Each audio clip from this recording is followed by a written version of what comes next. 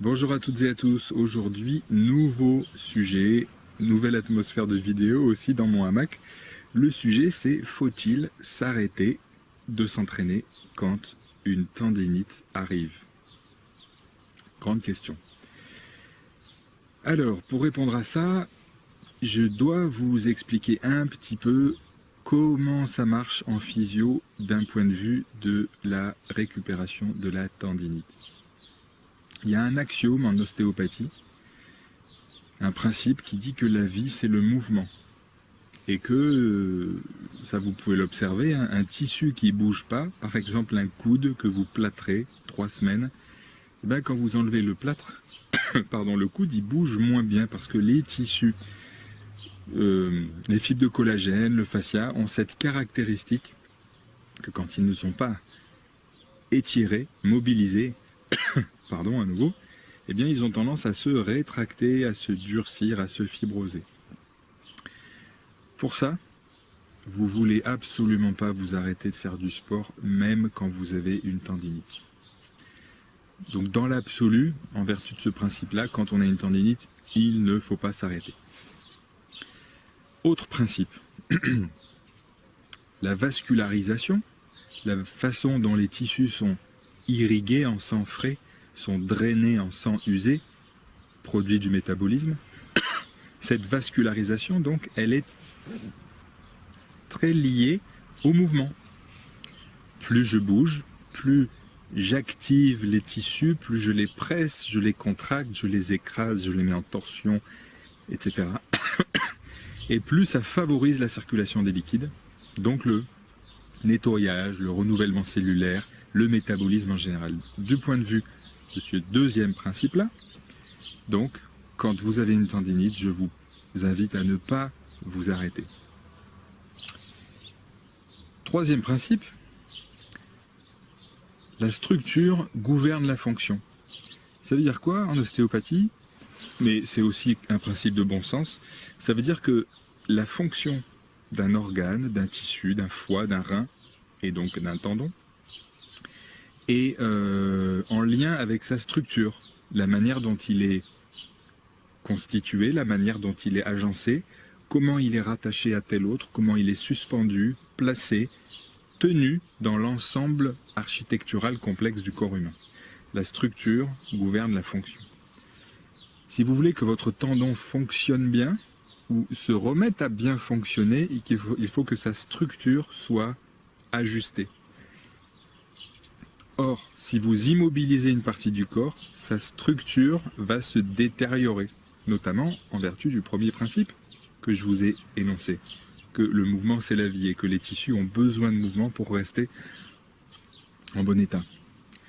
Donc en vertu de ce troisième principe qui veut que la structure gouverne la fonction, je vous invite, quand vous avez une tendinite, à ne pas vous arrêter. Est-ce qu'il y a une autre bonne raison en ostéo, en physio? Oui, qui fait qu'on ne doit pas s'arrêter quand on a une tendinite. Enfin, c'est ma recommandation. Je vous donnerai quelques... comment dire? Il y aura quelques astérix à cette remarque. La proprioception. Vous savez, cette capacité que le corps a d'ajuster son mouvement, son équilibre, son positionnement en fonction des contraintes qu'il subit.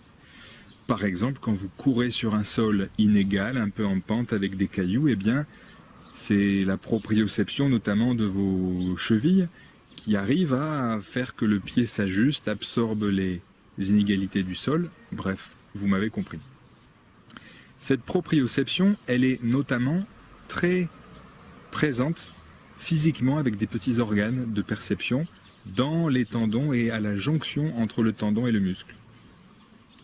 Quand vous avez une tendinite, ce qui est abîmé, douloureux, éventuellement inflammatoire, c'est le tendon et donc ces petits organes-là. Le bon sens, quand on a mal, c'est en effet de s'arrêter.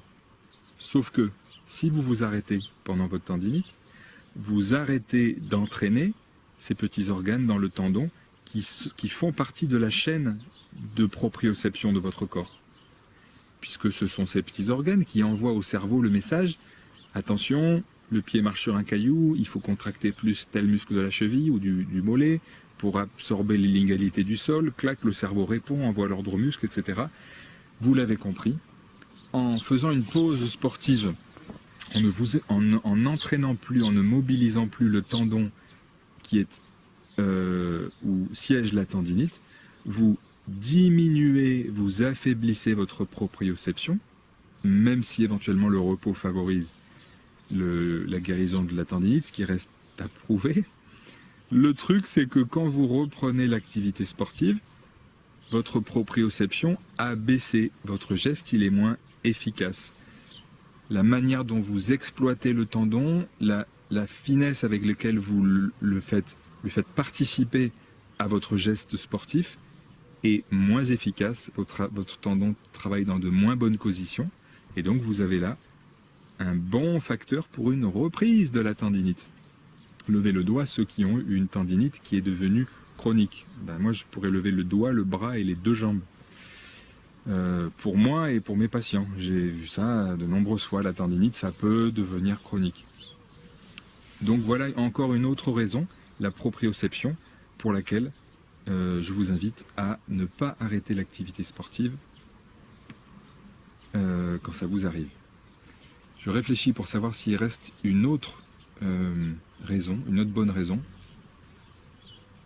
Alors ça c'est plus subjectif, mais j'ai remarqué que ça peut affecter, je l'ai remarqué chez moi et je l'ai remarqué chez d'autres sportifs et patients, surtout des jeunes patients, que l'arrêt sportif à cause de la tendinite, ça peut vraiment altérer la trajectoire sportive, la motivation, le mental, la discipline.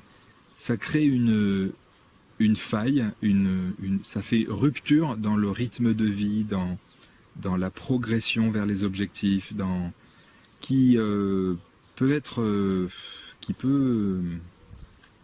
embêtante, qui peut vraiment marquer un cap dans la trajectoire sportive du sujet.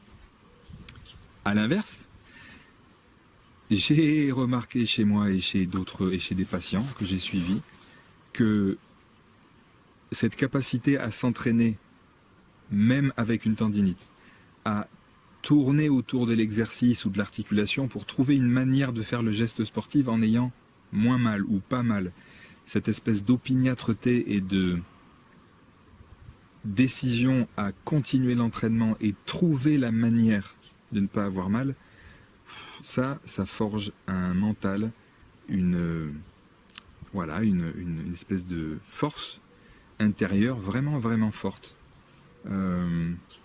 Dit encore plus simplement,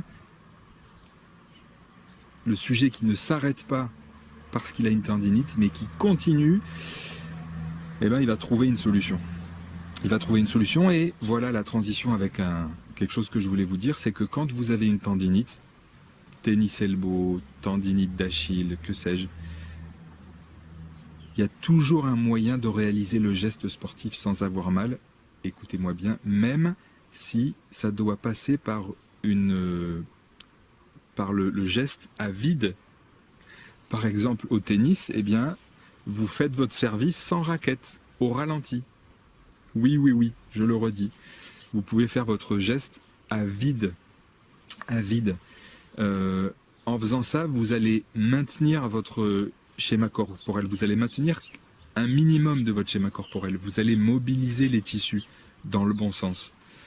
Ça va peut-être même vous permettre de trouver une aisance, un rythme, un confort dans le mouvement que vous n'arriviez plus à trouver quand vous vous entraîniez à pleine charge ou avec la raquette et la balle pour l'exemple du tennis, parce que vous étiez focalisé sur l'efficacité du geste. Là, à vide, vous allez être focalisé sur le confort, le mouvement, comprendre ce qui se passe dans votre corps, et ça va augmenter votre seuil de proprioception, la finesse avec laquelle vous êtes en contact avec votre corps et votre geste. Alors, où j'en suis ? Donc, si je résume, je vous recommande de ne pas arrêter l'entraînement lorsque vous avez une tendinite. Parce que la vie, c'est le mouvement. Maintenir vos tissus mobiles favorise la récupération de la tendinite. Parce que c'est important pour la vascularisation. Parce que la structure gouverne la fonction. C'est-à-dire que de maintenir l'intégrité de votre articulation, de votre tendon par le mouvement, ça maintient la fonction, le fonctionnement de votre tendon, de votre tissu, et donc ça favorise sa cicatrisation, sa récupération. Enfin, pour le mental, c'est vraiment quelque chose d'intéressant de continuer. Et aussi, bien sûr, vous allez maintenir votre proprioception et donc pas sortir de la période d'immobilisation avec une proprioception dans les chaussettes. Alors, bien sûr, je suis pas un ayatollah de la tendinite, et quand vous en êtes à ce stade de la tendinite où vous avez mal en permanence et que la douleur est aiguë, là, évidemment, pendant quelques jours, c'est bien de s'arrêter, de mettre de la glace, pourquoi pas de l'argile, de diminuer nettement les protéines animales, de veiller à bien vous hydrater, de veiller à l'équilibre acido-basique de votre alimentation. Les aimants sur la peau sont un bon traitement qui donne de bons résultats chez certaines personnes pour les tendinites très superficielles, le tendon qui est juste sous la peau, comme le tendon d'Achille ou le tennis elbow. Pour les tendons un peu enfouis, de mon expérience, ça marche pas bien. Voilà, je vous ai donné quelques pistes là que je développerai éventuellement si ces sujets de traumato vous intéressent. Mais globalement, vous avez mon avis absolument clair et vraiment nourri de ma pratique perso et d'ostéo. Quand vous avez une tendinite, continuez à vous entraîner. Trouvez la manière de vous ajuster, même si ça doit être à vide, et vous verrez sur le long terme, ce sera payant, vraiment. Voilà, merci de votre attention et à bientôt de lire vos questions et de vous répondre par vidéo.